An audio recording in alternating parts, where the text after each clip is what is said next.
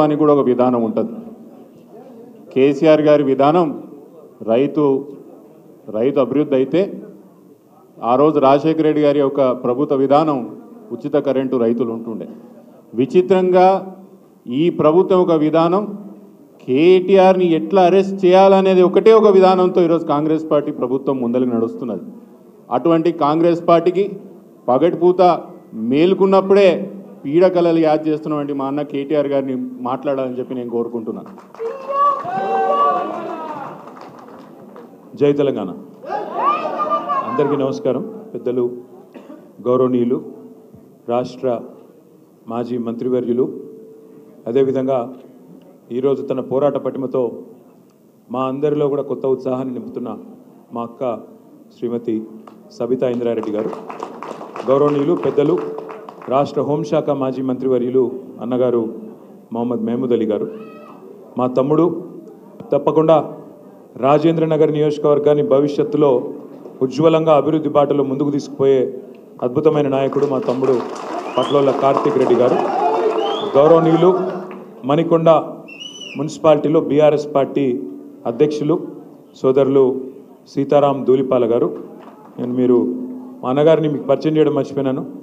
అంబర్పేట శాసనసభ్యులు పెద్దలు, వాళ్ళ స్వామి అయ్యప్ప స్వామి మాలేసుకున్నారు అన్నగారు కాలేరు వెంకటేష్ అన్నగారు, గౌరవనీయులు రామగుండం మాజీ శాసనసభ్యుడు సోదరుడు కోరుకంటి చందర్ గారు, ఇప్పటిదాకా తన మాటతో షాయరీతో మిమ్మల్ని అందరినీ ఆకట్టుకున్న మా తమ్ముడు అబ్దుల్ ముఖీద్ చందా గారు, వేదికపైన ఆసీనులైన గౌరవనీయులు వక్ఫ్ బోర్డ్ మాజీ చైర్మన్ నిజాముద్దీన్ గారు, ఇంకా మా అర్షద్ గారు, అదేవిధంగా చాలామంది పెద్దలు ఉన్నారు. నేను ఎవరో పేర్లు చెప్తలేను, మనసులనే తిట్టుకోండి, బయటకు తిట్టుకోండి. వేదిక ముందున్న మా ఆడబిడ్డలకు, ముందున్న మా మణికొండ నియోజకవర్గం నుండి తరలి వచ్చిన, మణికొండ మున్సిపాలిటీ నుంచి తరలి వచ్చిన మా అన్నదమ్ములకు, అక్క చెల్లెళ్లకు, ప్రత్యేకించి ఈరోజు పార్టీలో చేరుతున్న నాయుడు గారు, మరి రంగారెడ్డి జిల్లా కాంగ్రెస్ కమిటీకి జాయింట్ సెక్రటరీగా ఉన్నారు. వాళ్ళ అబ్బాయి కూడా ఎయిర్ ఫోర్స్లో పనిచేస్తున్నాడంట. ప్రత్యేకంగా సెలవు పెట్టి ఈరోజు మరి ఇక్కడికి వచ్చేసిన వారి అబ్బాయికి కూడా, దాంతోపాటు వాళ్ళ మిత్ర బృందం మొత్తం నాయుడు గారు వెంబడ వచ్చిన పెద్దవాళ్ళందరికీ, అదేవిధంగా సోదరులు షేక్ ఆరిఫ్, భాస్కర్ గౌడ్, నవాజ్, ఆమిర్, ఖానాపూర్ ఉప సర్పంచ్ వెంకటేష్కి, అదేవిధంగా పేరు పేరున కార్యక్రమంలో పాల్పంచుకుంటున్న పత్రికా మిత్రులకి, మా వెనకాల నిల్చొని మరి వింటున్న మా ఆడబిడ్డలకి, అంటే జల్దీ తొందర ఉందా పోయేది లేక కనబడతలేదా? రెండు మధ్యలో ఉన్న వాళ్ళు కూర్చుంటే వాళ్ళకి వెనక కనబడుతుంది, మీరు కూర్చోరు. మధ్యలో ఉన్న వాళ్ళు గోడ కట్టేసి వెనుకున్న వాళ్ళు కనబడతలేదు. Thank you. పేరు పేరున అందరికీ నమస్కారం. మీ అందరికీ రాష్ట్రంలో జరుగుతున్న అన్ని పరిణామాలు తెలుసు. రోజు పేపర్లలో, టీవీలలో ఏం జరుగుతూ ఉంది, ఏమేమి అవుతున్నాయి, ఇవన్నీ కూడా మీకు తెలుసు. మీకు ఒక విషయం మాత్రం నేను ప్రత్యేకంగా గుర్తు చేయదలుచుకున్నాను. తెలంగాణ రాష్ట్రం ఏర్పడ్డ నాడు, సరిగ్గా 11 సంవత్సరాల కిందట, హైదరాబాద్ మహానగరంలో, ముఖ్యంగా రాజేంద్ర నగర్ కానీ లేదా రంగారెడ్డి జిల్లాలోని వివిధ నియోజకవర్గాల్లో కానీ కొన్ని అనుమానాలు ఉండేది. హైదరాబాద్కి పెట్టుబడులు వస్తాయి అనేది కాదు, ఉన్నాయే పోతాయంట, హైదరాబాద్ అభివృద్ధి కుంటుపడుతుందంట, హైదరాబాద్ బ్రాండ్ ఇమేజ్ దెబ్బతినిపోతుందంట, హైదరాబాద్లో హిందువులు ముస్లింల మధ్యన అనవసరపు గొడవలు అవుతాయంట అని చెప్పి చాలా రకాలుగా ఆనాడు ప్రచారాలు జరుగుతూ ఉండేది. ఇప్పుడు చాలామంది మర్చిపోయినట్టు కూడా ఉన్నారు, ఎందుకంటే అవన్నీ పాత ముచ్చట్లు కాబట్టి మర్చిపోయినట్టున్నారు. కానీ కేసీఆర్ గారి నాయకత్వంలో అభివృద్ధే మన కులంగా, సంక్షేమమే మన మతంగా, ఈరోజు పేదవారిని పెద్దవారిని అందరినీ కూడా బ్రహ్మాండంగా కలుపుకొని సంక్షేమ కార్యక్రమాలు, అభివృద్ధి కార్యక్రమాలు అందరికీ సమపాలనలో అందే విధంగా చాలా చక్కగా 10 ఏళ్ల పాటు కేసీఆర్ గారు రాష్ట్రాన్ని పరిపాలించినారు. కాబట్టే భారతదేశంలో ఎన్నో రంగాలలో తెలంగాణ ఒక రోల్ మోడల్గా, ఒక దిక్సూచిగా, ఒక ఆదర్శవంతమైన రాష్ట్రంగా, తలసరి ఆదాయంలో కావచ్చు, విద్యుత్ వినియోగంలో కావచ్చు, పరిశ్రమల ఆకర్షణలో కావచ్చు, వ్యవసాయ విస్తరణలో కావచ్చు, పేదవాళ్ళను ఆదుకునే సంక్షేమ కార్యక్రమాలు కావచ్చు, యాదాద్రి లాంటి గుడి కట్టే విషయంలో కావచ్చు, ఏ విషయంలో అయినా డాక్టర్ బాబాసాహెబ్ అంబేద్కర్ గారి ప్రపంచంలోనే అతిపెద్ద విగ్రహం పెట్టే విషయమే కావచ్చు, లేదా ఇంటింటికి నీళ్ళు ఇచ్చే విషయమే కావచ్చు, ఏ విషయంలోనైనా బ్రహ్మాండమైన అభివృద్ధిని, బ్రహ్మాండమైన సంక్షేమాన్ని 10 ఏళ్లలో కరోనా లాంటి మహమ్మారి తరుముకొచ్చినా పేదలను కడుపులో పెట్టుకొని చూసుకుంటూ ఎక్కడ సంక్షేమం ఆగకుండా చూసుకున్నారు. కాబట్టి కేసీఆర్ గారిని మీరు రాజేంద్ర నగర్ నియోజకవర్గంలో కూడా మనస్ఫూర్తిగా ఆశీర్వదించి ఆనాటి మన అభ్యర్థిని మీరు అఖండమైన మెజారిటీతో గెలిపించారు. తమ్ముడు కార్తిక్ రెడ్డి గారు చెప్పినట్టు ఎమ్మెల్యేలు కొంతమంది పార్టీని వదిలిపెట్టి పోవచ్చు గాక, కానీ ఎమ్మెల్యే పోయినా అధికార లాలసతో పైరవీల కోసము పదవుల కోసము ఇంకో దానికోసం వారు పోయినా మేము మాత్రం ఉంటాము, పార్టీని వదిలిపెట్టము అని చెప్పి నిబద్ధతతో ఉన్న మా గులాబీ అన్నదమ్ములకి మా ఆడబిడ్డలకు హృదయపూర్వకంగా శిరస్సు వంచి నేను ధన్యవాదాలు తెలియజేస్తాను. కష్టాలు అందరికీ వస్తాయి, కష్టాలు మనిషి అనేవాడికి అందరికీ వస్తాయి. గెలుపులు ఓటములు ఎదురు దెబ్బలు ఇవేవి కొత్త కాదు. 2001 ఏప్రిల్లో కేసీఆర్ గారు పార్టీ పెట్టినప్పుడు ఆనాడు ఆయన వెంబడ కేవలం పిడికెడు మంది ఉండే, కానీ 24 ఏళ్లలో ఈరోజు కేసీఆర్ గారు పెట్టిన పార్టీ ఇంతింతై వట్టుడింతై అన్నట్టు ఆనాడు పెట్టిన ఒక విత్తనం వాళ్ళ మహావృక్షమై వేలాది లక్షలాది మంది నాయకులను కార్యకర్తలను బ్రహ్మాండంగా గ్రామ గ్రామాన ప్రతి పట్టణంలో ప్రతి పల్లెలో అద్భుతంగా విజృంభించి భయంకరంగా ఇవాళ అన్ని చోట్ల కూడా విస్తరించింది. నా విజ్ఞప్తి నా ప్రార్థన మీతో ఒకటే, ఇవాళ కేసీఆర్ గారు అంటే ఒక వ్యక్తి కాదు, టీఆర్ఎస్ అంటే ఒక సామాన్య శక్తి కాదు. కొంతమంది కలలు కంటున్నారు, పిచ్చి కలలు కంటా ఉన్నారు. రేవంత్ రెడ్డి గారు నిన్న మొన్న మాట్లాడుతున్నారు, కేసీఆర్ను ఫినిష్ చేస్తా, బీఆర్ఎస్ను ఫినిష్ చేస్తా. నేను రేవంత్ రెడ్డికి ఒకటే చెప్తా ఉన్నా, కేసీఆర్ను ఫినిష్ చేస్తా అని చెప్పి నీలాగా 24 ఏళ్లలో చాలామంది ప్రగల్భాలు పలికినారు, పిచ్చి ప్రేలాపనలు చేసినారు. ఇవాళ ఒక్కసారి చరిత్రలోకి తిరిగి తొంగి చూడు, కేసీఆర్ను ఫినిష్ చేస్తా అన్న వాళ్ళు ఎవరన్నా ఇక్కడ ఉన్నారా, ఇంకా వాళ్ళు ఫినిష్ అయినరా ఒక్కసారి చూసుకోమని చెప్పి నేను విజ్ఞప్తి చేస్తా ఉన్నా. కేసీఆర్ అనే వ్యక్తి ఆయన తెలంగాణ రాష్ట్ర ఏర్పాటు కనుక ఆయన నడుం బిగించకపోతే ఇవాళ రేవంత్ రెడ్డి కూర్చున్న కుర్చీ, రేవంత్ రెడ్డి కూర్చున్న తెలంగాణ ముఖ్యమంత్రి అనే కుర్చీ ఇవాళ ఉంటుండేనా ఒక్కసారి ఆలోచించాలని చెప్పి కూడా నేను మిమ్మల్ని కోరుతా ఉన్నా. ఇవాళ అధికారము పదవులు ఎమ్మెల్యేలు ఎంపీలు ఎమ్మెల్సీలు ఇవన్నీ తాత్కాలికంగా ఉండొచ్చు, రేపు ఉండకపోవచ్చు, కానీ ప్రజల గుండెల్లో స్థానం శాశ్వతం. అది కేసీఆర్ గారికి మాత్రమే సొంతమనే మాట నేను విజ్ఞప్తి చేస్తా ఉన్నా. ఇవాళ రేవంత్ రెడ్డి గారు ఎందుకంటే ఆయన కొన్ని సాంకేతికపరమైన సమస్యలు ఉన్నాయి, అందుకే ఎత్తైన కుర్చీలో కూర్చుంటున్నాడు, 2 కుర్చీలు వేసుకొని కూర్చుంటుండు. కొన్ని టెక్నికల్ ప్రాబ్లమ్స్ ఉన్నాయి. ఎత్తైన కుర్చీలో కూర్చుంటే పెద్దగా అయిపోవు, నువ్వు ఎత్తైన కుర్చీలో కూర్చోగానే పెద్దోడు అయిపోవు. ప్రజల గుండెల్లో స్థానం సంపాదించుకోవాలి. నువ్వే చెప్తీవి కదా, ఏం చెప్పినావు ఎలక్షన్లకు ముందు? కేసీఆర్ బిచ్చమేసినట్టు 10,000 ఇస్తుండు, నేను 15,000 ఇస్తా. కేసీఆర్ రైతు బంద్ అంటే నేను రైతు భరోసా ఇస్తా అంటివి. మరి నేను ఇవాళ అడుగుతున్నా రేవంత్ రెడ్డి, రాష్ట్ర రైతాంగం ఎదురు చూస్తున్నది, 70 లక్షల మంది రైతన్నలు ఎదురు చూస్తూ ఉన్నారు. ఎక్కడ పోయింది నీ రైతు భరోసా? నువ్వే అంటివి కదా 10,000 ఏమున్నది 15,000 ఇస్తా అంటివి. కేసీఆర్ 2 పంటలకు ఇస్తున్నాడు, నేను 3 పంటలకు ఇస్తా అంటివి. మరి ఎక్కడ బాయ్? ఉన్న వానాకాలం ఉన్న రైతు బంధు ఇప్పటికే కొట్టినావు, ఇప్పటి వరకు వానాకాలం రైతు బంధే ఖాతాల్లో పడలేదు. రైతన్నలు పాపం మోసపోయినామని ఇప్పుడు అర్థం చేసుకొని ఊరూరా బాధపడతా ఉన్నారు. రుణమాఫీ అంటివి, ఏమంటివి అన్నాడు? రుణమాఫీ చేస్తా. కేసీఆర్ ₹1,00,000 రుణమాఫీ చేస్తే మీరు రుణమాఫీ అయిన వాళ్ళు కూడా బ్యాంకు కురకండి, ఆగమాగం పొండి. కేసీఆర్ ₹1,00,000 మీకు మాఫీ చేసినాడు, నేను 2 లక్షలు చేస్తా. లోన్ తెచ్చుకోకపోతే అర్జెంటుగా తెచ్చుకోండి, డిసెంబర్ 9, 2023 సోనియమ్మ బర్త్డే, వెంటనే సంతకం పెడతా అంటివి. మరి సోనియమ్మ బర్త్డే పోయిన సంవత్సరం అయిపోయింది, ఈ సంవత్సరం రానే వస్తున్నది, ఇంకో సంవత్సరం. మరి 2023 అన్నావు, అది పోయింది. సోనియా గాంధీ గారి బర్త్డే మళ్ళీ వస్తూనే ఉన్నది, ఇంకో వారం రోజుల్లో 10 రోజుల్లో. ఇంతవరకు ఏమైంది? రుణమాఫీ అంటే సమాధానం లేదు. అదొకటే కాదు, ఒక సోనియా గాంధీ గారిని మోసం చేయలేదు, రాష్ట్రంలోని 70 లక్షల మంది రైతులనే మోసం చేయలేదు. మొత్తం ఏ దేవుడు కనబడితే ఆ దేవుడి మీద ఒట్టు. యాదగిరి గుట్టకు పోయిండు, యాదాద్రి లక్ష్మీ నరసింహస్వామి మీద ఒట్టన్నాడు. వేములవాడ పోయిండు, రాజరాజేశ్వర స్వామి మీద ఒట్టన్నాడు. భద్రాచలం పోయినాడు, సీతారామస్వామి మీద ఒట్టన్నాడు. అలంపూర్ పోయినాడు, జోగులాంబ తల్లి మీద ఒట్టన్నాడు. ఇక్కడ హైదరాబాద్కి వచ్చి జూబ్లీహిల్స్ పెద్దమ్మ మీద ఒట్టన్నాడు. నిన్ననే దేవుళ్ళందరూ మీటింగ్ పెట్టుకున్నారంట. వీడెక్కడ దొరికిండ్రా నాయన, మనకు ఏడ కనబడితే ఆడ ఒట్లేస్తున్నాడు, ఈడెక్కడ దొరికినాడు నాయన. ఎందుకంటే మనుషులను మోసం చేసే మనుషులను చూసినాం, దేవుళ్ళని మోసం చేసేటోడు మొదటి వాడు వీడు. మీరు ఆలోచించండి, నేను చెప్పేది తప్ప ఒప్ప ఆలోచించండి. ఏమన్నావు నువ్వు? 15 ఆగస్టు వరకు మొత్తం రుణమాఫీ. ఇంకా ఆ రోజు ఎగిరెగిరి పడుతుంది. హరీష్ రావు యాడున్నావు? మూసిల దుంకు, గంగల దుంకు, రాజీనామా చేస్తావా సస్తావా అంటివి. ఇవాళ అడవే మరి నీ రుణమాఫీ. ఆఖరికి పోని హిందూ దేవుళ్ళని మోసం చేసినావు. ఆఖరికి మా జహాంగీర్ పీర్ దర్గా కూడా పోయి అక్కడ కూడా ఒట్టు పెడుతుంది సరిగా. జహాంగీర్ పీర్ దర్గా పోయి పాపం అక్కడ ఒట్లు పెట్టినాడు. ఒక్కరిని కాదు, అన్ని కుల. అచ్చా, మెదక్ చర్చిని కూడా ఉంచుకున్నాడా? మెదక్ చర్చిలో యేసుక్రీస్తు కూడా బాధపడుతున్నాడు. వీడెక్కడ దొరికిండ్రా నాయన? అక్కడ పోయి చర్చిలో అక్కడ కూడా ఒట్టు పెట్టినాడు. ఏ దేవుణ్ణి వదలలేదు, ఏ కులాన్ని వదలలేదు, ఏ మతాన్ని వదలలేదు. అంటే ఇంత మోసం. అంటే ఇవాళ నేను నిజంగా కూడా హైదరాబాద్ ప్రజలకు మాత్రం, మీ చైతన్యానికి మాత్రం జిహెచ్ఎంసీ పరిధిలో నేను శిరస్సు వంచి మీకు పాదాభివందనం చేస్తాను. రాష్ట్ర వ్యాప్తంగానేమో కాంగ్రెస్ పార్టీ మాటలు విని జిల్లాలలో పాపం కొంతమంది మోసపోయినారు. మా తమ్ముళ్ళు, మా అన్నలు, మా అక్కలు, చెల్లెలు కూడా ఫ్రీ బస్సు, తులం బంగారం అంటే కొంతమంది మోసపోయినారు. కానీ హైదరాబాద్ వాళ్ళు మాత్రం మోసపోలేదు.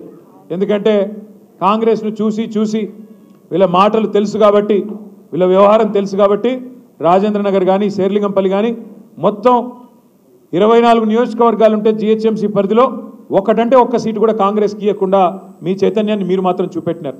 సరే, మనం గెలిపించిన వాళ్ళు అప్పుడప్పుడు మన వాళ్ళు అనుకునే వాళ్ళు మనం మోసం చేయొచ్చు, వాళ్ళు తప్పు చేయొచ్చు. కానీ ఇందాక తమ్ముడు కార్తీక్ చెప్పినట్టు తప్పకుండా పశ్చాత్తాపపడే రోజు, బాధపడే రోజు. పెద్దలు అప్పుడెప్పుడో చెప్పినట్టు రాజకీయాల్లో హత్యలు ఉండవు, ఆత్మహత్యలు మాత్రమే ఉంటాయి. అందుకే మీరు గెలిపించిన మీ ఎమ్మెల్యే గారు ఆత్మహత్య చేసుకున్నాడు తప్ప మీరు తప్పు చేయలేదు. ఆయన పోయినా ఏమి కాదు పార్టీకి అని చెప్పి ఇవాళ పార్టీని మణికొండలో కావచ్చు, నార్సింగిలో కావచ్చు, బండ్లగూడలో కావచ్చు, శంషాబాద్లో కావచ్చు బ్రహ్మాండంగా కాపాడుకుంటూ ఎక్కడికక్కడ అద్భుతంగా నడుపుతున్న పోరాట పటిమను ప్రదర్శిస్తున్న మా నాయకులు మొత్తానికి హృదయపూర్వకంగా ధన్యవాదాలు. నేను మీతో ప్రార్థన, మీ అందరితో ప్రార్థన ఒకటే. నిజంగా కూడా గవర్నమెంట్లో ఉన్నప్పుడు ప్రజలకు సేవ చేసే భాగ్యం ఉంటుంది. ప్రజలని సంక్షేమ కార్యక్రమాల ద్వారా, అభివృద్ధి కార్యక్రమాల ద్వారా చేరుకునే అవకాశం ఉంటుంది. కానీ ప్రతిపక్షంలో ఉన్నప్పుడు నిజంగా ప్రజల పక్షాన కొట్లాడి ప్రజల గుండెల్లో శాశ్వతంగా స్థానం సంపాదించుకునే ఒక అరుదైన అవకాశం ఉంటుంది. ఇవాళ అవకాశం మా తమ్ముడు కార్తీక్ రెడ్డి గారికి వచ్చిందనే మాట నేను మీకు విజ్ఞప్తి చేస్తా ఉన్నాను. మీరు ఎంత గట్టిగా ప్రజల్లోకి పోతే చాలా సంతోషంగా ఉంది, చాలా సంతోషంగా ఉంది. మధ్యకాలంలో ఒక్కసారి కాదు కార్తీక్ రెడ్డి గారు నాకు ప్రత్యేకంగా ఫోన్ చేసి, హైదర్ షా కోర్టులో, హైదర్గూడలో చాలామంది మనవాళ్ళు ఈ మూసీ వల్ల బాధపడుతున్న వాళ్ళు, మూసీ ప్రాజెక్ట్ అని ముఖ్యమంత్రి ఏదైతే ఢిల్లీకి మూటలు పంపేదానికి రంగం సిద్ధం చేస్తూ ఉన్నాడో దీనివల్ల బాధపడుతున్న వాళ్ళు ఉన్నారు. అంటే నేను ఒకటే అన్నాను, మన పార్టీ ఆఫీస్కి ఎప్పుడైనా రావచ్చు ఎవరైనా బాధితులు, తప్పకుండా వారికి స్వాగతం. అంటే ఒకరు కాదు, ఇద్దరు కాదు, దాదాపు 500-600 కుటుంబాలు ఇక్కడికి వచ్చి సబితక్కని, మన నాయకులని, మనందరినీ కలిసి మీరు మా దగ్గరికి రండి అంటే రాజేంద్ర నగర్ నియోజకవర్గం అంతా 2-3 డివిజన్లు తిరిగినాం. అత్తాపూర్ కానీ, హైదర్ షా కోర్టు కానీ, పక్కనే అటు బౌద్ధపురాకు, మన కార్వాన్ దగ్గర ఉండే ప్రాంతం కానీ మొత్తం తిరిగినాం. కిషన్ బాగ్ కూడా వచ్చినాం. అక్కడ పోతే హిందూ లేదు, ముస్లిం లేదు, ఏమీ లేదు. బుర్కా కప్పుకున్న మా ఆడబిడ్డలు ఉన్నారు. వాళ్ళు వచ్చి అంటున్నారు, హమ్కో సబ్ పతా చల్ గయా సాబ్, మాకు ఎవడు మా దోస్తు ఎవడు దుష్మన్ అర్థమైంది, మా కష్టంలో ఎవడున్నాడో మాకు అర్థమైంది. 40-50 ఏళ్ళకెంచి ఇక్కడ ఇల్లు కట్టుకొని ఉంటున్నాం. ఇలా మమ్మలను అక్రమణదారులు అంటున్నారు, కబ్జా కోర్లని ముద్రేస్తున్నది ప్రభుత్వం. రిజిస్ట్రేషన్లు అయినాయి, ప్రభుత్వమే రిజిస్ట్రేషన్ చేసింది, పైసలు కట్టించుకున్నది, పర్మిషన్లు ఇచ్చింది, పైసలు కట్టించుకున్నది, ట్యాక్సులు కడుతున్నాం, ప్రతి సంవత్సరం గర్పట్టి కడుతున్నాం, హౌస్ ట్యాక్స్, ప్రాపర్టీ ట్యాక్స్ కడుతున్నాం, నల్ల బిల్లు కడుతున్నాం, కరెంటు బిల్లు కడుతున్నాం, అన్ని కడుతున్నాం. అన్ని గట్టంగా ఇవాళ మమ్మల్ని దొంగలు, కబ్జా కోర్లు, ఆక్రమణదారులు అని చెప్పి బద్నాం పెడుతున్నారన్నా.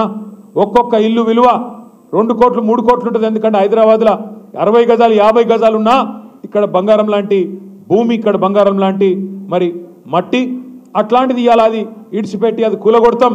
నువ్వు బయలుదేరి ఎక్కడనో కేసీఆర్ గారు కట్టించి వీళ్ళకి అప్పచెప్పిన డబల్ బెడ్రూమ్ నీకు ఇస్తాం అని చెప్పి అత్త సొమ్ము అల్లుడు దానం చేసినట్టు ఇవాళ కేసీఆర్ కట్టించిన డబుల్ బెడ్రూమ్లకు పంపుతా అని చెప్పి రేవంత్ రెడ్డి చెప్తున్నాడు అన్న కోట్ల రూపాయల ఆస్తి మా పిల్లల కోసం ఉండిపోతుందేమో అనుకుంటే ఈ దుర్మార్గుడు ఇట్లా చేస్తున్నాడని చెప్పి మాకు వచ్చి బాధపడతా ఉన్నారు మా దగ్గరకు వచ్చి. ఇవాళ నాకు సబితాకి ఇప్పుడే గుర్తు చేసినారు బీజేపీ నాయకులు, కేంద్ర మంత్రి కిషన్ రెడ్డి గారు, బీజేపీ నాయకులు కూడా ఇవాళ మూసీ పక్కన పోయి పండుకుంటారంట. మూసీ కాడ పోయి వాళ్ళు కూడా పండుకుంటారంట. ముఖ్యమంత్రి సవాల్ను స్వీకరిస్తూ వాళ్ళేదో చేస్తూ ఉన్నారంట. చాలా సంతోషం. ఒక 2 నిమిషాలు మీకు ఈ మూసీలో జరుగుతున్న దోపిడీ గురించి కూడా చెప్పవలసిన బాధ్యత మా మీద ఉన్నది. ఎందుకంటే రాజేంద్ర నగర్ నుంచే మూసీ ప్రవహించేది కిందికి. మీ మంచిరేవుల కాంచి మొదలై కిందికి మూసీ మళ్ళీ కిందికి అటు అంబర్పేటకు కిందికి వెళ్ళి ఇంకా మన ఉప్పల్ నియోజకవర్గం అటు కిందికి పోతుంది. ఒక 2 నిమిషాలు జాగ్రత్తగా వినండి. ముఖ్యమంత్రి గారు ఈ మధ్యన ఒక పల్లవి పదే పదే చెప్పిస్తున్నాడు. మూసీ పునరుజ్జీవం అంటున్నాడు. మూసీకి పునరుజ్జీవం అంటే తిరిగి జీవం పోయడం. ఉస్కో ఫిర్సే జిందా కర్నా మూసీని తిరిగి జీవం పోస్తా అంటున్నాడు. అంటే ఏమిటిది? 60-70 ఏళ్ళకేంచి స్వాతంత్రం వచ్చిన నాటి నుంచి మూసీలోకి మురికి నీరు నిరాటంకంగా పోతానే ఉన్నది. ముఖ్యమంత్రి గారు ఎట్లా మాట్లాడుతున్నాడంటే అదేదో మూసీని వీళ్ళేదో బంగారంలాగా మనకు చందమామలాగా మనకు అప్పజెప్పిపోయినారు 2014లో, దాన్ని మనం అంతా మసిబూసి పాడు చేసి ఖరాబ్ చేసినాం అన్నట్టు మాట్లాడుతున్నాడు. ఒకసారి యాద్ చేసుకోండి. 2014 నాటికే మూసీ మురికి కుప్పంగా మారిన మాట వాస్తవం కాదా? 50-60 ఏళ్ళు కాంగ్రెస్ పరిపాలన, 15-20 ఏళ్ళు తెలుగుదేశం పరిపాలన, ఆ రెండిట్లో ఉన్నది ఇదే రేవంత్ రెడ్డి కాదా? గతంలో తెలుగుదేశంలో ఉన్నాడు, ఇప్పుడు కాంగ్రెస్లో ఉన్నాడు. ఈ 2 పార్టీలు కారణం కాదా మూసీ మురికి కుప్పంగా మారడానికి? మరి మనం ఏం చేసినాం? 14 తర్వాత ఏం చేసినామంటే ప్రణాళికబద్ధంగా మూసీని మంచిగా చేయాలి, శాశ్వతంగా రాజేంద్ర నగర్ కావచ్చు, అదేవిధంగా అది కార్వాన్ కావచ్చు, బహదూర్పురా కావచ్చు, అంబర్పేట కావచ్చు, ఉప్పల్ కావచ్చు, హైదరాబాద్లో ఏ ప్రాంతాలు, ఎల్బీ నగర్ కావచ్చు, ఏ ప్రాంతాల నుంచి అయితే మూసిపోతున్నదో దాని పరివాహక ప్రాంతంలో అటు ఇటు उसके इतराफ में जो बच्चे हमारे हैं जो गराएं किसी को तकलीफ नहीं पहुंचना बल्कि बहुत कोशिश हम करें. क्या करें? ఏం చేసినాం మూసీకి మేము? ఒక 2 నిమిషాల్లో చెప్తాను నేను మీకు. పేదవాళ్ళ కడుపు కొట్టలేదు, పేదవాళ్ళ గూడు గూలగొట్టలేదు, కానీ దాన్ని మంచిగా చేసే ప్రయత్నం చేసినాం. హైదరాబాద్లో మీకు ఒక చదువుకున్న వాళ్ళు సీనియర్ సిటిజన్స్ కూడా చాలామంది ఉన్నారు, విద్యావంతులు ఉన్నారు. మీకు అర్థమవుతే 10 మందికి చెప్తారు, అందుకే ఇంత వివరంగా చెప్తా ఉన్నా. నేను 8 ఏళ్ల పాటు మున్సిపల్ శాఖ మంత్రిగా పనిచేసినాను కాబట్టి ఆ అనుభవంతో చెప్తా ఉన్నా. మూసీలోకి మనకు హైదరాబాద్ భౌగోళికంగా ఎట్లుంటుందంటే ఇట్లా ఇట్లా ఒక యూ షేప్లో, వి షేప్లో ఉంటుంది, యూ షేప్లో ఉంటుంది. ఇట్లా మొత్తం ఎక్కడ ఒక నీటి చుక్కబడ్డ హైదరాబాద్లో మురికి నీరు ఎక్కడి నుంచి వచ్చినా జిహెచ్ఎంసీ పరిధిలో 90% పైగా గ్రావిటీ ద్వారానే మూసీలోకి వస్తుంది. నాలాల ద్వారా, కాలువల ద్వారా, స్టామ్ వాటర్ డ్రైన్స్ అనండి, డ్రైనేజీలు అనండి, మొత్తంగా 90% పైగా మురికి నీరు లేదా వర్షపు నీరు మూసీలోకి వస్తుంది. మూసీ ఎట్లాంటి నది అంటే మీరు మంచిరేవుల కాడ ఓఆర్ఆర్ ఉంది, అదేవిధంగా మళ్ళీ కిందికి నాగోలు, ఆ కిందికి పోతే ప్రతాప సింగారం, ఎక్కడ మన మేడ్చల్ నియోజకవర్గంలోని ప్రతాప సింగారం, అక్కడ ఓఆర్ఆర్ ఉంటుంది. దీన్ని ఓఆర్ఆర్ వెస్ట్ అంటాము, దాన్ని ఓఆర్ఆర్ ఈస్ట్ అంటాం. ఇది పశ్చిమము, అది తూర్పు. ఓఆర్ఆర్ వెస్ట్ నుంచి ఈస్ట్ వరకు సరిగ్గా 57 కిలోమీటర్లు. 57 కిలోమీటర్లు. మూసీ ఎట్లాంటి నది అంటే ఓఆర్ఆర్ వెస్ట్ నుంచి ఈస్ట్ వరకు మూసీ కిందికి ప్రవహిస్తుంది. ఎంత వేగంగా నీళ్లు కిందికి పోతాయంటే ఈ 57 కిలోమీటర్ల పరిధిలోనే 84 మీటర్లు కిందికి ఉంటుంది మూసీ. అంటే నీటి చుక్క ఒకటి పడితే జర్రున జారిపోతుంది. 84 మీటర్లు, కిలోమీటర్కి 1.5 మీటర్లు కిందికి పోతూ ఉంటుంది భూమి. అదే నీరు పల్ల మెరుగు నిజం దేవుడెరుగు అంటారు కదా, అట్లా నీరు కిందికి పోతూ ఉంటుంది 84 మీటర్లు. మళ్ళీ ఒకసారి చెప్తాను, మంచిరేవుల నుండి మీకు కింద ప్రతాప సింగారం దాకా 57 కిలోమీటర్లు ఓఆర్ఆర్ వెస్ట్ నుంచి ఈస్ట్ దాకా. ఒక నీటి చుక్క పడితే లేదా ఒక మురికి నీటి చుక్క వస్తే కిందికి జర్రుమని జారిపోతుంది. 84 మీటర్లు కిందికి ఉంటుంది, అంటే నీరు ఆగదు. సో మేమేం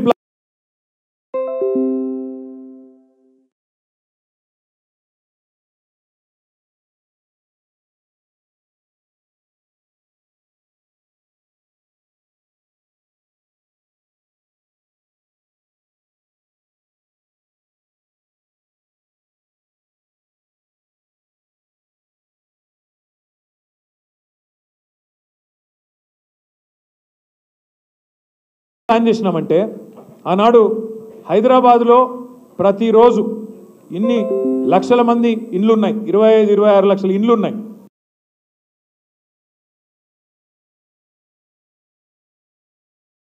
షాపులు ఉన్నాయి, కాలేజీలు ఉన్నాయి, వ్యాపార వాణిజ్య సముదాయాలు ఉన్నాయి.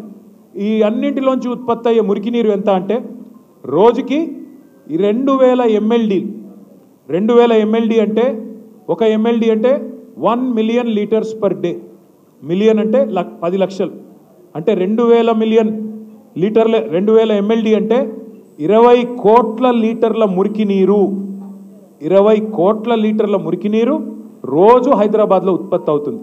కేసీఆర్ గారు మాకేం చెప్పారంటే మూసిని తిరిగి బతికించాలంటే ముందు ఆ 20 కోట్ల లీటర్ల నీళ్ళు ఏవైతున్నాయో వాటిని శుద్ధి చేయండి, వాటిని సివరేజ్ ట్రీట్మెంట్ ప్లాంట్లు పెట్టి ముందు మురికి నీటిని శుద్ధి చేసి కిందికి వదలండి. తద్వారా హైదరాబాద్లో దుర్గంధం వ్యాపించదు, దోమల సమస్యలు, ఆరోగ్య సమస్యలు రావు, ఆ నల్లటి నీళ్ళు ఏవైతుంటాయో అవి కూడా రావు. అది నెంబర్ 1 చేయమని చెప్పారు. దానికి మా కోసం, మన కోసం, మన నగరం కోసం, మన పిల్లల కోసం కేసీఆర్ గారి ప్రభుత్వంలో 4000 కోట్ల రూపాయలు, కరెక్ట్గా చెప్పాలంటే 3866 కోట్ల రూపాయలతో దాదాపు 1200 పైచిలకు MLDల సివరేజ్ ట్రీట్మెంట్ ప్లాంట్లు మనమే ప్రారంభించాము, మనమే పని బిగించాము 3 ఏళ్ల కిందట. అందులో కోకాపేటలో నేనే వచ్చి ప్రారంభించాను, నేను సబితక్క మేమందరం వచ్చినాం. కోకాపేటలో ఒక 15 MLD ప్లాంటు మీ రాజేంద్ర నగర్ నియోజకవర్గంలోనే పూర్తి చేసినాం, దాన్ని ప్రారంభం కూడా చేసినాం. అదే మాదిరిగా హైదరాబాద్లోని మిగతా 1200 MLDల ప్లాంట్లు, ఇక మా కాలేరు వెంకటేష్ గారు ఇక్కడే ఉన్నారు, ఆయన అంబర్పేట నియోజకవర్గంలో 300 MLD ప్లాంట్ ఒకటే చోట అక్కడ కట్టినాం. అవతల వైపు ఎల్బీ నగర్లో భారతదేశంలోనే అతిపెద్ద సివరేజ్ ట్రీట్మెంట్ ప్లాంట్ 320 MLDల ప్లాంట్ అక్కడ కట్టినాం. ఇవన్నీ ఎందుకు చేసినాం? నీటిని శుద్ధి చేయడానికి, మూసీకి తిరిగి జీవం పోయడానికి. ఈరోజు నేను మీకు సంతోషంగా చెప్తా ఉన్నా, కేసీఆర్ గారి ప్రభుత్వ పనితీరు వల్ల ఎట్లా అయితే కరోనా సమయంలో కూడా రోడ్లు వేసుకున్నామో, ఎట్లా అయితే కరోనాలో దేశమంతా స్తంభించిపోతే మన హైదరాబాద్లో మాత్రం ఫ్లైఓవర్ లాగలేదు, మన హైదరాబాద్లో రోడ్ లాగలేదు. మన హైదరాబాద్లో ఎక్కడి నుంచో వచ్చిన కార్మికులను కడుపులో పెట్టుకొని వాళ్ళకి డబల్ రేట్ ఇచ్చి మీకేం కాదు మేము చూసుకుంటామని ధైర్యం చెప్పి ఎట్లా కొత్త రోడ్లు వేసుకున్నామో అదే పద్ధతుల్లో కరోనా సమయంలో కూడా మనం ఆపకుండా నిరాటంకంగా పనిచేయడం వల్ల ఇవాళ హైదరాబాద్ మొత్తం భారతదేశంలోనే మొట్టమొదటి నగరం. 100% సివరేజ్ ట్రీట్మెంట్ ఉన్న ఒకే ఒక్క నగరం హైదరాబాద్ మాత్రమే మొత్తం భారతదేశంలో. దానివల్ల 90% సమస్య పరిష్కారం అయిపోయింది మూసీది. రెండో పని ఏం చేసినాం మనం? కాళేశ్వరం ప్రాజెక్టు ద్వారా బ్రహ్మాండంగా గోదావరి నీళ్లను మనం ఎక్కడో కింద ఉండే మేడిగడ్డ అక్కడి నుంచి తీసుకొచ్చి హైదరాబాద్ పక్కనే, హైదరాబాద్ నెత్తి మీద కుండ పెట్టినట్టు కొండపోచమ్మ సాగర్ అని చెప్పి హైదరాబాద్కి 45-50 కిలోమీటర్ల దూరంలో ఇక్కడే బ్రహ్మాండంగా నీళ్లు తెచ్చి పెట్టినాం. ఏమైంది దానివల్ల? హైదరాబాద్ అనేది 535 మీటర్ల మీద ఉంటుంది సముద్ర మట్టానికి. అదే కొండపోచమ్మ సాగరు 618 మీటర్ల మీద ఉంటుంది. అంటే కొండపోచమ్మ ఇక్కడ ఉంటుంది, హైదరాబాదు ఇట్లా ఉంటుంది. 618, 535. దాని కిందికి మల్లన్న సాగర్. ఎందుకు కట్టాము ఇదంతా? ఒకవైపు వ్యవసాయానికి నీళ్లు, సాగునీరు, ఇంకోవైపు హైదరాబాద్ మహానగరానికి, పట్టణాలకు, గ్రామాలకు తాగునీరు. ఇవాళ ఆ కొండపోచమ్మ సాగర్ నుంచి గండిపేటలోకి నీళ్లు తేవడానికి, అంటే గోదావరిలోంచి కృష్ణానదికి నీళ్లు అనుసంధానం చేయడానికి ఈరోజు కాదు, 18 మే 2023 పోయిన సంవత్సరం 18 మే 2023 నాడు క్యాబినెట్లో ఆనాడు మహమూద్ అలీ గారు, నేను, అక్క అందరం ఉన్నాం, తీర్మానం పాస్ చేసినాం. 1100 కోట్ల రూపాయలతో గోదావరి నీళ్లు తెచ్చి గండిపేటలో పోస్తే ఆ గండిపేట గేట్లు ఎత్తితే చాలు, అటు ఎస్టీపీల నుంచి శుద్ధి చేసిన నీళ్ళు వస్తాయి మూసీలోకి. ఎప్పుడు కావాలంటే అప్పుడు బ్రహ్మాండంగా గండిపేట గేట్లు ఎత్తితే కిందికి ఉస్మాన్ సాగర్ నుంచి నీళ్లు, ఫ్రెష్ వాటర్ కిందికి వచ్చే విధంగా రూపకల్పన చేసినాం. ఏం జరుగుతుంది అప్పుడు? కిందికి నీళ్ళు ఇందాక నేను చెప్పినట్టు నీళ్ళు ఆగకుండా జర్రుమని జారిపోతాయి, ఎందుకంటే నీళ్లు ఆగవు మూసీలో. దానికోసం కూడా ఆలోచన చేసినాం. మూసీ మీద ఒకప్పుడు ఎప్పుడు నిజాం కట్టించిన పురాణా పూలు, నయా పూలు ఉండేది. చాదర్గాడ్ బ్రిడ్జు, పురాణా పూలు, నయా పూలు మీ అందరికీ కూడా తెలుసు. టిప్పుకాన్ బ్రిడ్జ్ ఇవన్నీ ఉంటాయి. మన ప్రభుత్వం వచ్చిన తర్వాత కేసీఆర్ గారి నాయకత్వంలో కొత్తగా మా వెంకటేష్ గారు ఒకసారి వచ్చి మూసారంబా అక్కడ ఊకే సమస్య అవుతున్నది, మనం మంజూరు చేయాలంటే మంజూరు చేసినాము. 15 బ్రిడ్జులు, 15 బ్రిడ్జులు మంజూరు చేసినాం మూసీకి అడ్డంగా. ఆ బ్రిడ్జిల కిందనే చెక్ డ్యామ్ కూడా కట్టాలనుకున్నాం. ఏమవుతుంది దానివల్ల? మనకి ఎప్పుడు కావాలంటే అప్పుడు ఈ గోదావరి నీళ్లు తెచ్చి గండిపేట నుంచి గేట్లు ఎత్తితే మొత్తం మూసి ఎప్పటికీ జీవనదిలాగా ఉండేదానికి ఫ్రెష్ వాటర్తో కలకలలాడుతూ ఉండేదానికి శాశ్వత పరిష్కారం చూపెట్టిందే కేసీఆర్ ప్రభుత్వం. కాకపోతే ఇక్కడ ముఖ్యమైన పాయింట్ ఒకటే, 3,866 కోట్ల రూపాయలతో ఎస్టీపీల నిర్మాణం పూర్తయిపోయింది. ఇప్పుడు కేవలం రేవంత్ రెడ్డి చేయాల్సింది ఒక్క పని, 1,100 కోట్ల రూపాయలతోని ఆ గోదావరి నీళ్లు తీసుకొచ్చి గండిపేటలో పోస్తే చాలు. ఆయన కొత్తగా చేయాల్సింది ఏమీ లేదు. పేదవాడి కడుపు కొట్టాల్సిన అవసరం లేదు, వీళ్ళను మెడలు బట్టి నూకాల్సిన అవసరం లేదు, పట్టి బయట పారాల్సిన పని లేదు. మూసి పునరుజ్జీవం కావాలంటే కేవలం 1,100 కోట్లు ఖర్చు పెడితే చాలు. కానీ ముఖ్యమంత్రి గారు ఏమంటున్నారు, 1,100 కాదు, 1,50,000 కోట్లు, 1,50,000 కోట్లు అంట. దేనికయ్యా ఖర్చు ముఖ్యమంత్రి 1,50,000 కోట్లు అంటే ఒక్కడు సమాధానం చెప్పడు. నేను ఇదే భవన్లో ఇక్కడనే ప్రెస్ మీట్ పెట్టి 1.5 అవర్ ప్రజెంటేషన్ ఇచ్చి బీఆర్ఎస్ గవర్నమెంట్ ఏం చేసింది, నువ్వేం చేస్తున్నావు, ఎందుకు 1,50,000 కోట్లతోని హైదరాబాద్ను ఆగం చేసే ప్రయత్నం చేస్తున్నావు అని అడిగితే ముఖ్యమంత్రి గారు ఉప ముఖ్యమంత్రి గారు నా మీద ఒంటికాలతో లేచినారు. ఏమని, నీకు ఎవడు చెప్పిండు 1,50,000 కోట్లని అంటారు. నువ్వే చెప్తీవి కదా స్వామి అని వీడియో చూపెట్టి ముఖ్యమంత్రి చెప్పినాడు, నేను చెప్పింది కాదు. ఏప్రిల్లోనేమో రేవంత్ రెడ్డి 50,000 కోట్లతో మూసి శుద్ధి అన్నాడు. తెల్లారో మర్నాడో మే నెలలో జూపల్లి కృష్ణారావు గారు పర్యాటక శాఖ మంత్రి 50,000 కోట్లు కాదు 70,000 కోట్లతోని మూసి అన్నాడు. జూలై వచ్చింది, జూలై రాగానే మళ్ళీ ముఖ్యమంత్రి గారికి ఏమైందో తెలియదు. గోపన్పల్లిలో మనం కట్టిన బ్రిడ్జు ఆయన వచ్చి రిబ్బన్ కట్ చేసినాడు, సంతోషం. వచ్చి అక్కడ స్పీచ్ ఇస్తాడు, 1,50,000 కోట్లతో మూసి అభివృద్ధి అన్నాడు. ఇవాళ అదే ముఖ్యమంత్రి ఏమంటాడు, ఎవరన్నారు మీకు ఏడికెళ్ళి వచ్చింది నెంబర్ అంటాడు. అరే నువ్వే చెప్పినావు స్వామి చూడు అంటే నేను చెప్పలేదు అన్నాడు. మళ్ళీ కరెక్ట్గా 4 రోజులకి, మరీ సరిగ్గా 4 రోజులకి ముఖ్యమంత్రి గారు ఒక పుస్తకం రిలీజ్ చేసినాడు ప్రభుత్వం తరఫున, తెలంగాణ గ్రోత్ స్టోరీ అని. అందులో ఏం రాస్తుంది, 1,50,000 కోట్లతో మూసి అభివృద్ధి చేస్తామని రాస్తుంది. మేము అడుగుతా ఉన్నాం, మొన్నటి నుంచి నిలదీస్తూ ఉన్నాం, దేనికోసం 1,50,000 కోట్లు, ఎవడి కోసం? 1,100 కోట్లతో తెచ్చేస్తే మూసి పునరుజ్జీవం అయిపోద్ది కదా అంటే వాళ్ళు చెప్పే కారణాలు ఎంత వింతగా ఉన్నాయో ఒక్క నిమిషం మీకు చెప్తాను. వాళ్ళు ఏమంటారు, మూసి పక్కల 2 పక్కల బఫర్ జోన్ ఉన్నది, బఫర్ జోన్లో ఉన్న వాళ్ళను ఎలగొడతాం, ఖాళీ చేస్తాం. నేను ఇవాళ ఇక్కడికి వచ్చిన మా ఆడబిడ్డలను అన్నదమ్ముల్ని ఒక్కటే మాట ఆలోచించమని కోరుతున్నా. మీరే రిజిస్ట్రేషన్లు చేస్తారు బఫర్ జోన్లో, మీరే పర్మిషన్లు ఇస్తారు, మీరే ట్యాక్స్ కట్టించుకుంటారు, మీరే ఇన్ని రోజులు ప్రాపర్టీ ట్యాక్స్ వసూలు చేస్తారు, మీరే రోడ్లు వేస్తారు, మీరే గవర్నమెంట్గా మోరీలు కడుతుంది. ఇవాళ వచ్చి అక్కడ ఉన్న ఒక మల్లయ్య గారి ఇల్లేమో అందులోకెళ్ళి మురికి నీరు వస్తుంది, బఫర్ జోన్లో ఉన్నది, మూసి చెడిపోతుంది, కాబట్టి మల్లయ్య ఇల్లు కూలగొట్టాలి. మరి నేను అడుగుతా ఉన్నా ముఖ్యమంత్రి, మల్లయ్య ఇల్లు కూలగొడతావు, మరి రేపు బఫర్ జోన్లో నువ్వే ఒక పెద్ద రియల్ ఎస్టేట్ కంపెనీకి వాడికి ఇచ్చి వాడు మాల్ కడతాడు, మల్లయ్య ఇల్లు కూలగొట్టి మాల్ కడతాడు. మల్లయ్య ఇంట్లోకి వెళ్ళేమో మురికి నీరు వస్తుంది, మాల్లోకి వెళ్ళేమో సుగంధం వస్తుందా? మాల్లో కూడా అదే మురికి నీరు కదా వచ్చేది. ఇంకా మల్లయ్య ఇంట్లోకి వెళ్ళి వచ్చిన దానికంటే 1000 రెట్లు ఎక్కువ వస్తుంది. కానీ అది బాగట, ఇది బాగా కాదంట. నేను అందుకే అడుగుతా ఉన్నా, ముఖ్యమంత్రి సమాధానం చెప్పు. బఫర్లో మల్లయ్య ఇల్లు ఉండకూడదు ఎట్లా, మాల్ ఉంటుంది ఎట్లా? సమాధానం చెప్పు. ఎవడి కోసం 1,50,000 కోట్లు పెడతానంటున్నావు, దేనికోసం పెడతానంటున్నావు? మాకు అర్థమవుతున్నది, మూసీ మే లూటో ఢిల్లీ మే బాటో, మూసీలో లూటో ఢిల్లీ మే బాటో. ఎందుకు? నీ బాసులు ఢిల్లీలో ఉన్నారు, అలా కోపం వస్తే నీ తుమ్మితో ఊడిపోయే ముక్కు నీది, ఎప్పుడు ఊసిపోతుందో తెలియదు. రాహుల్ గాంధీకి మూటలు పంపకపోతే ఆయన ఊకోడు, మళ్ళీ పైన ఇంకా ప్రియాంక గాంధీ గారు ఉన్నారు, ఇంకా చాలామంది పెద్దలు ఉన్నారు, వాళ్ళకు మూటలు పంపాల్సిందే. పంపాలి అంటే మీకు తెలుసు, కోకాపేట ఇక్కడ మీ యాదికుండాల రాజేంద్ర నగర్లో కోకాపేట ఉన్నది. ఇలా కోకాపేట భూములు ఎంత ఖరీదైనాయో మా వెంకటేష్కి తెలుసు బాగా.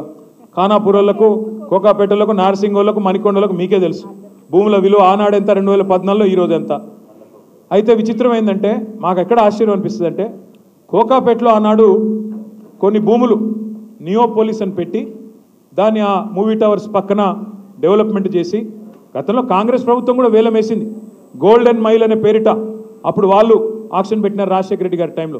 మన ప్రభుత్వం వచ్చినాక పక్కన మనం కూడా రుణమాఫీ అని, సిటీ డెవలప్మెంట్ అని, ఈ ఫ్లైఓవర్లు వీటన్నిటిని కట్టనికే ఆక్షన్ పెట్టినాం, వేలం పెట్టినాం. పారదర్శకంగా వేలం పెడితే ఒక్కో ఎకరం 100 కోట్లకు పోయింది. పోతే దానికి కూడా మమ్మల్ని తిట్టినాడు ఇదే రేవంత్ రెడ్డి అన్నాడు. ఏమన్నాడు, మీరు కేటీఆర్ అనేవాడు దోపిడిగాడు స్కామ్ చేసిండు, ఇలా 10,000 కోట్లు నొక్కేసిండు అన్నాడు. ఓఆర్ఆర్ ఉంది కదా, మీ రాజేంద్ర నగర్ మీకు వెళ్ళి పోతుంది కదా ఓఆర్ఆర్, దాన్ని ఏం చేసినాం మనము 30 సంవత్సరాల కోసం ఒక ప్రైవేట్ వాడికి అప్పజెప్పినాం. అప్పజెప్పి 7,400 కోట్లు వాడిస్తే రాష్ట్ర ఖజానాకి మనం దాన్ని అభివృద్ధి సంక్షేమ కార్యక్రమాలకు వాడుకున్నాం. ఆ రోజు కూడా నా మీద ఆరోపణ చేసిండు రేవంత్ రెడ్డి, 1,00,000 కోట్లు రావాలి మనకి ఓఆర్ఆర్లో, వీళ్ళు అడ్డికి పావుషేర్ అమ్ముకున్నారన్నాడు. నేను ఇవాళ రేవంత్ రెడ్డి గారిని ఒకటే అడుగుతా ఉన్నా, అయ్యా ఆనాడు అపోజిషన్లో ఉన్నప్పుడేమో మాట్లాడుతీవి ఓఆర్ఆర్ 1,00,000 కోట్లు రావాలా అంటివి, మళ్ళీ ఇవాళ నువ్వే మున్సిపల్ మంత్రివి, తెచ్చి చూపెట్టు, నేను వద్దన్నానా? క్యాన్సిల్ చేయి, ఓఆర్ఆర్ టెండర్ క్యాన్సిల్ చేయి, నేను తప్పు చేసిన రుజువు చేయి, నేను వద్దన్నానా? నేను తప్పు చేస్తే నువ్వు శిక్షించు, వద్దనట్లేదు. అట్లాగే నువ్వే అంటివి కదా కోకాపేట భూముల స్కామ్లో నేనేదో డబ్బులు దొబ్బినాను, మరి నువ్వెందుకు అమ్ముతున్నావు ఇవాళ భూములు? నేను చేసిన తప్పే అయితే, నేను అందులో స్కామ్ చేసిన మాట వాస్తవమే అయితే, నువ్వు ఆ రోజు వాగిన వాగుడులో అర్థం ఉంటే ఇవాళ ఎందుకు చర్యలు లేవు? ఎందుకు నువ్వు దాని మీద ఎంక్వైరీ చేయట్లేదు అని అడుగుతా ఉన్నా, ఎందుకు వాటిని రద్దు చేయట్లేదు? ఆ రోజు అల్లం అన్నది ఇవాళ బెల్లమైందా నీకు? నేను అడుగుతా ఉన్నా, మీరు దయచేసి ఆలోచించండి. ఎవడి కోసం మూసి అంటే ఇక దీనికి మళ్ళీ అందమైన కవరు మనం గట్టిగా మాట్లాడి, మూసి ఎందుకే నీకు ఢిల్లీలో మూటలు వంచనీక పునరుజ్జీవం చేయాలంటే కేవలం 1,100 కోట్లు సరిపోతుంది కానీ గట్టిగా అడిగితే ఈ మధ్యన కొత్త పల్లవి అందుకున్నాడు. బాపు ఘాట్లనట ఈయన పోయి భారతదేశంలో కాదు ప్రపంచంలో అతిపెద్దదైన మహాత్మా గాంధీ విగ్రహం పెడతారంట. ఈయన ఎవరు? రేవంత్ రెడ్డి. రేవంత్ రెడ్డి గారు మహాత్మా గాంధీ విగ్రహం పెడతాను అనగానే మహాత్మా గాంధీ గారి మన్మడు తుషార్ గాంధీ గారు స్పందించారు. మహాత్మా గాంధీకి ఇవన్నీ ఇష్టం ఉండవురా నాయన, ఆయన చాలా మంచోడు, ఆయన ఎన్నడూ ఆయన విగ్రహాలు ప్రపంచంలో పెద్ద విగ్రహాలు 1,000 కోట్ల విగ్రహాలు పెట్టాలని నేను కోరుకోలేదు, వాటిని పేదవాళ్ళ కోసం వాడు స్వామి, నువ్వు పెట్టకు అని ఆయన చెప్పినాడు. కానీ మహాత్మా గాంధీ గారు తప్పకుండా ఎక్కడున్నారో కానీ ఆయన ఆక్రోషిస్తూ ఉండింటాడు. ఎందుకంటే రేవంత్ రెడ్డి గారు గాడ్సే శిష్యుడు, ఆయన నాథురామ్ గాడ్సే ఆర్ఎస్ఎస్ వాడు, ఆర్ఎస్ఎస్ గాడ్సే గారి శిష్యుడు ఈయన. ఈ వ్యక్తి పేరేమి రేవంత్ రెడ్డి. ఇవాళ ఎట్లున్నదంటే గాంధీ విగ్రహాన్ని గాడ్సే పెడతానంటే ఒప్పుకుంటామా సార్? నాకు అర్థం కాదు. మనం గాడ్సే లాంటోడు, గాడ్సేకి వారసుడు ఈయన వచ్చాట గాంధీ గారి విగ్రహం పెడతాడంట, అది కూడా బాపు ఘాట్లో.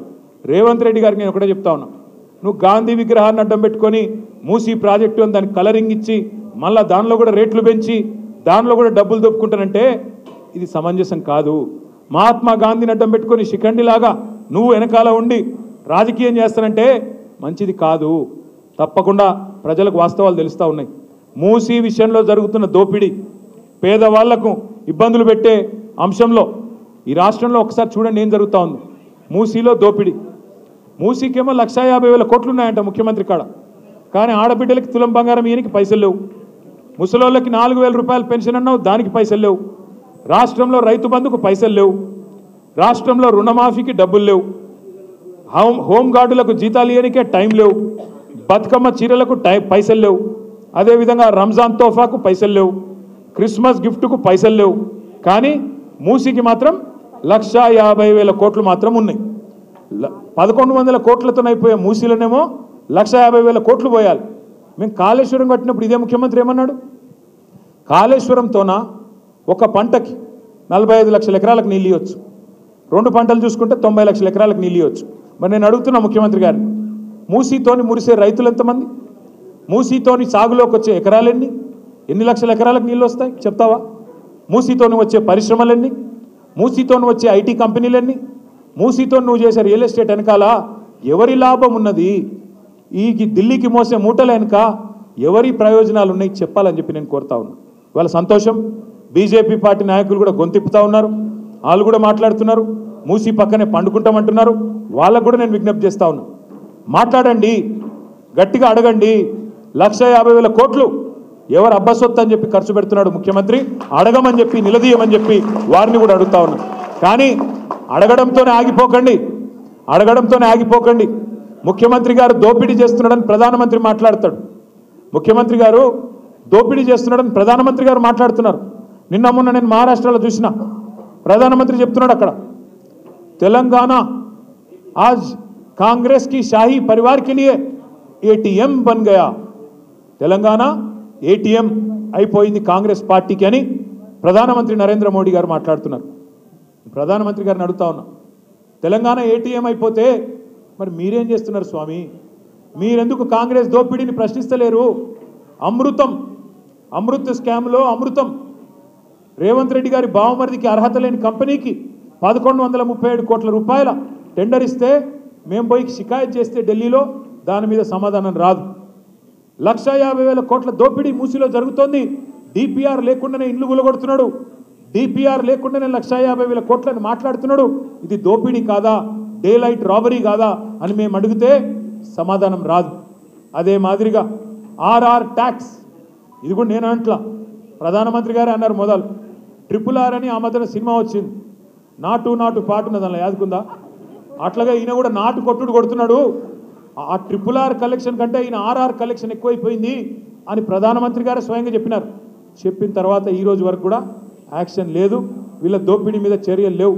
చర్యలు లేకపోగా మణికొండలో ఎట్లయితే కాంగ్రెస్ బీజేపీ అలైబలై చేసుకొని చైర్మన్ వైస్ చైర్మన్ ఒక నరేందర్, వైస్ చైర్మన్ ఇంకో Narender, chairman Congress Narender, vice chairman BJP Narender, వాళ్ళట బయటకు వచ్చి సిగ్గులేదు. బీజేపీ బీఆర్ఎస్ ఒకటే అని మాట్లాడతారు, బయటకు వచ్చి బీజేపీ బీ టీం బీఆర్ఎస్ అని ఒకటి మాట్లాడతాడు. నేను అడుగుతున్నా, మణికొండలో ఎవరు కలిసి కాపురం చేస్తూ ఉన్నారు? మక్తల్లో ఎవడు కలిసి కాపురం చేస్తున్నాడు? భువనగిరిలో ఎవడు కలిసి కాపురం చేస్తున్నాడు? మున్సిపాలిటీలో ఒకడు చైర్మన్, ఇంకోడు వైస్ చైర్మన్. ఒక్కడు చూపెడతావా? మొత్తం తెలంగాణలో బీజేపీ ఉన్ను టీఆర్ఎస్ కలిసి అధికారం పంచుకున్నది ఒక్కటన్నా చూపెడతావా? ఎక్కడా లేదు. కానీ ఇవాళ ఇష్టం వచ్చినట్టు మాట్లాడుతూ ఉంటారు. నేను మీద అందరితో ప్రార్థన ఒకటే, ఇవాళ బీజేపీ అనే పార్టీ కాంగ్రెస్కు రక్షణ కవచంలాగా మారింది. ఇవాళ కేంద్ర సహాయ మంత్రులు ఒక ఆయన బండి సంజయ్ కుమార్ గారు, ఆయన కేంద్ర సహాయ మంత్రి కాదు, రేవంత్ రెడ్డి సహాయ మంత్రి. రేవంత్ రెడ్డికి ఎప్పుడు కష్టం వచ్చినా ముందు ఆయన మీద రెప్ప వాలకుండా, కష్టం వచ్చినా వెంటనే రక్షణ కవచంలాగా సహాయ మంత్రి కాపాడుకుంటా ఉన్నాడు. మేము రేవంత్ రెడ్డిని తిరిగితే, రేవంత్ రెడ్డి మీద విమర్శ చేస్తే బీజేపీ వాళ్ళకు రోషం వస్తున్నది. రఘునందన్ రావు, విశ్వేశ్వర్ రెడ్డి మీ ఎంపీ పుణ్యాత్ముడు, తర్వాత ఈయన ఇంకొక ఆయన పేరేది ఉండే, కాదు అరవింద్, ఈ నలుగురు ఇవాళ రేవంత్ రెడ్డికి రక్షణ కవచం. నలుగురు బీజేపీ ఎంపీలు. మీరు ఆలోచించండి, వాళ్ళు రేవంత్ రెడ్డి పార్టీలు ఉన్నారా లేక బీజేపీలో ఉన్నారా? అప్పుడప్పుడు సరే మనకు కూడా కన్ఫ్యూజన్ ఉందనుకోండి, రేవంత్ రెడ్డి గారు కాంగ్రెస్లో ఉన్నాడా బీజేపీలో ఉన్నాడా అని మనకు కూడా కన్ఫ్యూజన్ ఉంది. ఎందుకంటే మీరు చూడండి జాగ్రత్తగా, పైన రాహుల్ గాంధీ పాపం ఆయన అమాయకుడు, ఆయనకేం తెలియదు, ఏం రాసిస్తే చదువుతాడు ఆయన పాపం. ఆయన లీడర్ కాదు, రీడర్. ఎక్కడ పోయి ఏ పేపర్ మీద ఏది రాస్తే తెల్ల పేపర్ పట్టుకొని పడపడపడ చదివేసి వెళ్ళిపోతాడు. ఆయన పోతాడు. నిన్న మాట్లాడుతున్నాడు మహారాష్ట్రలో రాహుల్ గాంధీ. ఏమంటున్నాడు? బొంబాయిలో అదానికి మొత్తం 1,00,000 కోట్ల విలువ చేసే ధారావి సొమ్ములు, ధారావి భూమి దారాదత్తం చేస్తున్నది బీజేపీ అని అక్కడ అదానిని వ్యతిరేకిస్తూ రాహుల్ గాంధీ మాట్లాడతాడు. మరి ఇక్కడేం జరుగుతున్నది? అదే అదాని మంచోడు, చాలా మంచివాడు, ఆయన మించిన ఉత్తముడు లేడు, అద్భుతమైన మనిషి అని చెప్పి రేవంత్ రెడ్డి గారు రోజు ఆయనతో రాసుకొని పుసుకొని తిరుగుతూ ఉన్నారు. నేను ఊరికేనే అనడం లేదు, ఏదో కావాలని విమర్శలు చేయడం కాదు. ఇవాళ బీజేపీ రక్షణ కవచంలాగా మారింది కాంగ్రెస్కు. ఇద్దరు కలిసి మన మీద పగబట్టినరు అనే మాట నేను ఉత్తగానే అంటలేను. పొంగులేటి శ్రీనివాసరెడ్డి గారు అని ఒక మంత్రి ఉన్నాడు, బాంబుల శాఖ మంత్రి. ఆయన అమావాస్య కొన్నాడు బాంబులు, కార్తీక పౌర్ణం కూడా వెళ్ళలేదు, ఇంకా దీపావళి పోయింది, కార్తీక పౌర్ణం పోయింది, కానీ ఆ బాంబులు పెళ్తనే లేవు, తుస్సు బాంబులన్నీ. అయితే ఆయన తుస్సు బాంబుల మంత్రి గారు, ఆయన ఇంటి మీద ఈడీ రైడ్ అవుతుంది, బాంబుల శాఖ మంత్రి మీద. ఇప్పటికీ 45 రోజులైంది, 45 రోజులైంది ఈడీ రైడ్ అయ్యి. అదే ఈడీ కవిత గారింటి మీదకి పోతే, అదే ఈడీ ఇంకొకరి ఇంటి మీదకి పోతే నిమిషం వస్తాయి వార్తలు బయటికి. ఇంత దొరికింది, అంత దొరికింది, బంగారం పెన్ను దొరికింది, సిల్వర్ పిన్ను దొరికింది, ఇవన్నీ వస్తాయి. మరి పొంగులేటి శ్రీనివాసరెడ్డి ఇంట్లోకేమో 2 కౌంటింగ్ మెషిన్లు పంపితేవి కదా, నోట్ల కట్టలు ఉన్నాయని చెప్పినారు. 2 కౌంటింగ్ మెషిన్లు పంపినారు. 45 రోజులైన తర్వాత అక్కడ ఇక్కడ కాంగ్రెస్ వాడు మాట్లాడాడు, ఈడీ వాడు మాట్లాడాడు, బీజేపీ వాడు మాట్లాడాడు. శ్మశాన నిశ్శబ్దం. ఎవరో చచ్చిపోయిన తర్వాత ఉంటే చూడండి కొద్దిసేపు, అట్లాగా ఎవడు మాట్లాడాడు. కుయ్యి లేదు, కయ్యి లేదు, సడి లేదు, సప్పుడు లేదు. ఏమిరా నాయన అంటే లేదు హోగా డీల్ హోగా నై బాత్ కరింగ్. ఇదే అంటున్నా నేను. ఎవరితో ఉన్నాడు కొద్దిగా మనం కూడా ఆలోచించి అవగాహనతో ఉండాలి తప్ప ప్రతిదానికి ఆగమాగం అయిపోకూడదు. నేను దయచేసి మిమ్మల్ని కోరేది ఒకటి, పదవులు మాకు కొత్త కాదు. 10 ఏళ్ళు మీ దయతో, 10 ఏళ్ళు మీ ప్రేమతో మీ మనసు గెలుచుకునే అవకాశం వచ్చింది, మీకు సేవ చేసే అవకాశం వచ్చింది. మాకు పదవులేం కొత్త కాదు. మళ్ళీ మీరు గెలిపిస్తే కేసీఆర్ గారు ముఖ్యమంత్రి అవుతారు. మీ దయ ఉంటే మళ్ళీ మేమందరం గెలిచి ప్రభుత్వంలో ఉంటాం. మా కొత్త కాదు, పదవులేం కొత్త కాదు, సేవ చేయడం కొత్త కాదు, కొట్లాట అంతకంటే కొత్త కాదు, అరెస్టులు కావడం అంతకంటే కొత్త కాదు. ఉద్యమంలో అరెస్టుకు పోయాము, జైలుకు పోయాము. ఇదే కాంగ్రెస్ వాళ్ళు ఆనాడు అప్పుడు కూడా దొక్కిండ్రు, అప్పుడు కూడా ఇబ్బంది పెట్టిండ్రు. అయ్యేం కొత్త కాదు. కానీ నేను దయచేసి మిమ్మల్ని కొడతా ఉన్నాను. ఇవాళ మేము కంటగింపుగా మారినాం రేవంత్ రెడ్డికి. సబితక్కతో మాతో ఏంది పంచాయతీ? ఆయనకి మాకేమైనా గెట్టు పంచాయతీ ఉందా? ఆయనకు మాకు నేనేమన్నా కొడంగల్లో భూములు కొనడానికి పోతే వాళ్ళ అన్న తిరుపతి రెడ్డితో నాకేమైనా తగాదా ఉందా?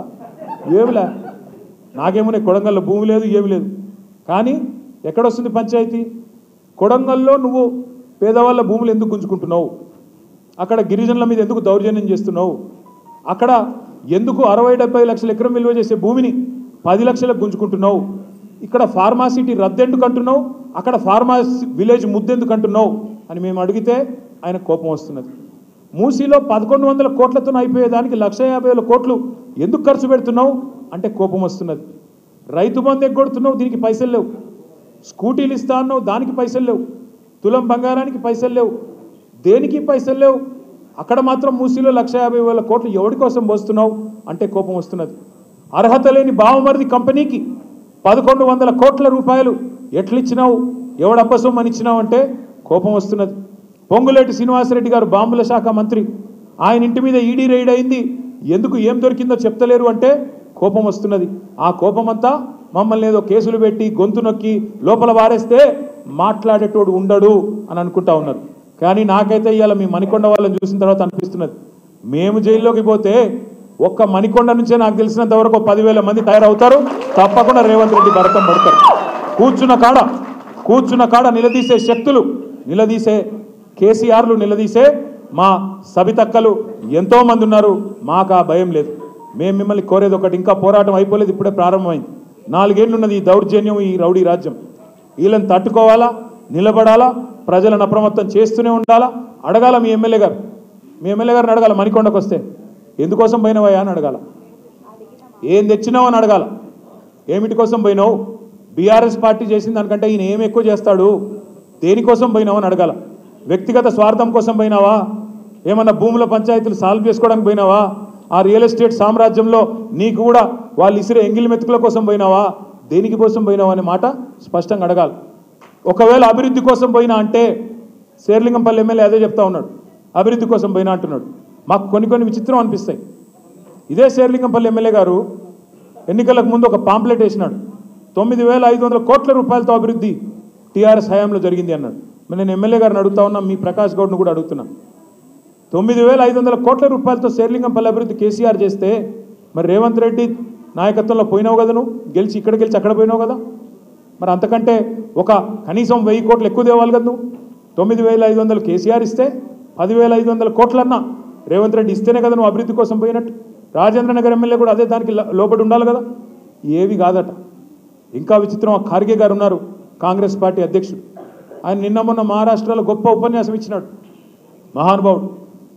బీజేపీ పార్టీ మేకలు కొన్నట్టు కొంటున్నది ఎమ్మెల్యేలను అని చెప్పి మహారాష్ట్రలో తిడుతున్నాడు బీజేపీని. నేను ఇన్వైట్ చేసిన ఖార్గే గారిని, అయ్యా ఖార్గే గారు ఒకసారి తెలంగాణకు రండి, ఇక్కడ కూడా మేకల మండీలో కాంగ్రెస్ బాగా కొంటున్నది, మా మేకలు కూడా కొన్ని తప్పిపోయి కాంగ్రెస్ శిబిరంలో తిరుగుతున్నాయి, ఆ మేకలను పట్టుకొచ్చుకుందాం, నువ్వు రా స్వామి అన్న. ఇలా నేను అడుగుతున్నా ప్రకాష్ గౌడ్ని, గాంధీని, యాదయ్య గారిని, ఇంకా మిగతా 10 మంది ఎమ్మెల్యేలు ఎవరైతే పోయినారో దమ్ముందా మీడియా ముందుకు వచ్చి నాలాగా నిలబడి ఏ పార్టీలో ఉన్నావో చెప్పే దమ్ముందా అని అడుగుతున్నా నేను ఈరోజు. కనీసం నువ్వు కాంగ్రెస్ వాడివా, బీఆర్ఎస్ వాడివా, ఏ పార్టీ వాడివో చెప్పే పరిస్థితి ఉందా? సిగ్గుందా? ఎందుకింత భయం? పదవులను గబ్బిలాలు కదా చూరు పట్టుకొని వెళ్ళాడినట్టు పదవులు పట్టుకొని వాటి కోసం ఈ పార్టీలో ఉండి ఆ పార్టీ అని చెప్తావా? ఈరోజు ఏ పార్టీ తెలియదు అయిన దానికి. కాంగ్రెస్లో ఉన్నాడా, బీఆర్ఎస్లో ఉన్నాడా, త్రిశంకు స్వర్గంలో ఉన్నాడా? దీన్ని ఏమనాలి మనం? నేను గట్టిగా మాట్లాడితే మళ్ళీ తిట్టిండంటారు కాబట్టి నేను తిట్టను. కానీ ఒకటి మాత్రం పక్కా, రేవంత్ రెడ్డి మోసాలు, రేవంత్ రెడ్డి కరప్షన్, రేవంత్ రెడ్డి చేస్తున్న కుట్రలు, వాటి నుంచి పేద ప్రజలను కాపాడుకోవడం ఎలా అనే విషయంలో మేమందరం కేసీఆర్ గారి నాయకత్వంలో నిరంతరాయంగా పనిచేస్తూనే ఉంటాం, భవిష్యత్తులో కూడా పనిచేస్తూనే ఉంటాం. మీరు తప్పకుండా రాజేంద్ర నగర్లో కార్తిక్ రెడ్డి గారి నాయకత్వంలో ఎక్కడికక్కడ కొత్త కమిటీలు వేసుకుందాం. రాజేంద్ర నగర్ ఉప ఎన్నిక తప్పదు. రాజేంద్ర నగర్లో బై ఎలక్షన్ తప్పదు. తప్పకుండా రేపటి రోజున గులాబీ జెండా ఎగిరే విధంగా అందరం కలిసికట్టుగా కష్టపడదాం. మీకే కష్టం వచ్చినా సవితమ్మ ఉన్నారు, నేనున్నాను, మహమూద్ భాయ్ ఉన్నారు. మొత్తం వేదిక మీద కూర్చున్న నాయకులందరం క్షణం ఆలస్యం చేయకుండా మీకోసం పరుగున వస్తాం. ఎవ్వరూ భయపడాల్సిన పని కానీ బాధపడాల్సిన పని కానీ ఉండొద్దు అని చెప్పి కూడా కోరుకుంటూ మనస్ఫూర్తిగా మీ అందరికీ స్వాగతం తెలుపుతూ జై తెలంగాణ. ఇంతేనా? గట్టిగా పడాల మణికొండ దాకా. జై తెలంగాణ. Thank you.